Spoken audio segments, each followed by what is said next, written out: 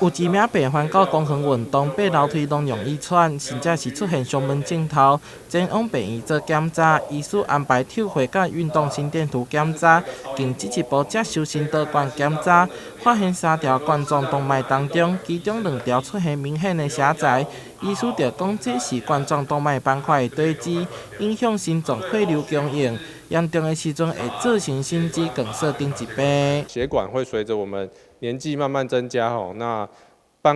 硬化的那些脂肪的斑块都会逐渐堆积。那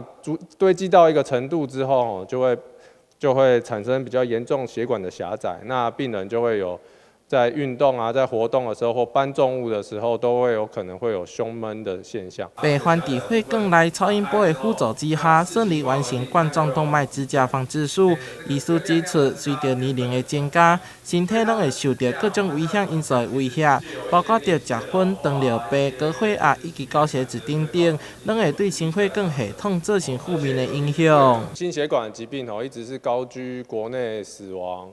率第2名那越来越多人会发现，他们其实本身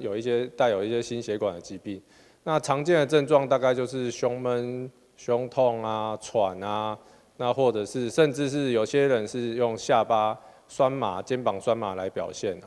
那所以我们有时候在天气变化的时候，或是病人有一些心血管风险的时候，我们就建议他要多注意自己身体的状况。那要定时量血压那如果有糖尿病的患者，就要好好的控制血糖，那要做严密的血糖的侦测，所以这些都是对这些病人来说很重要的。医师强调，有心脏、心血管疾病的人，除了手术治疗，更需要按时回门诊追踪用药，并且要改善生活习惯、适度运动，才会当有效控制疾病的发生。台南新闻杨顺怀采访报道。